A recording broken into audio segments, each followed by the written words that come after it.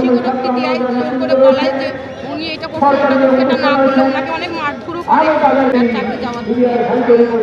Jail হওয়াতে আমাদেরও খুব পারিবারিক সমস্যা এবং আমরা অশান্তিতে আছি। এই জন্য আমাদের তার জন্য চাকরি খেয়ে পাই এই আন্দোলন আমরা এখানে।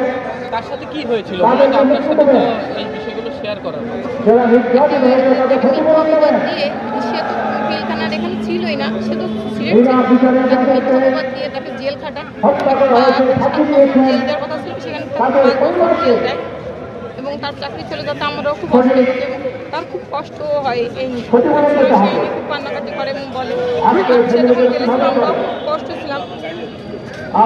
এখন সংসারটা কিভাবে সংসারটা খুব কষ্টে হয়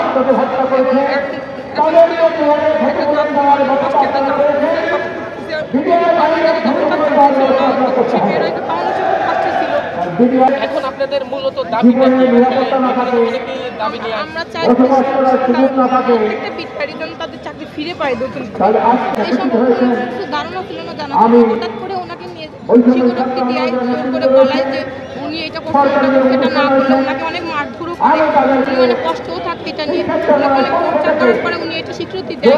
কারণ মানুষ নিজের যান বাঁচাতে চায় আগে, স্বীকৃতি দিয়ে তখন তাকে 5 বছরে জেল দিয়েছে। এখন সে জেল থেকে বের হয়ে আসতে অনেক আগেই এখন সে ধানমন্ডি পার্কেই থাকতেছে, একটা ছোট্ট একটা জব করতেছে একটা হাউসে, বাইন হাউসে। আমার বিয়ে লেগেছে, আমার 2 তারপর থেকে এই 5টা বছর আপনি কিভাবে নিজেকে চলেছেন? জব করা থেকে জব করার আমার চাকরির থেকে চুপচাপ করে সংসারটা এভাবে চালাই। এটা তো দেখা যায় একটা মেয়ে বাইরে বেরোলেই তার কষ্ট, সংসার বলতেই একটা ঝামেলা। তার বাবা তো নাই, মা ছিল, মা মারা গেছে বিগত 2 বছর হয়েছে। তখন তার মারও খুব কষ্ট হয়েছে।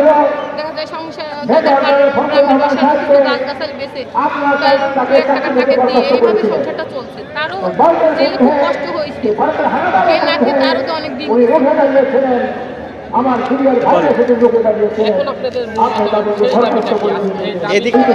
আমি চাই প্রত্যেকটা বিদ্যার্থী তার চাকরি ফিরে পায় নতুন করে যেন।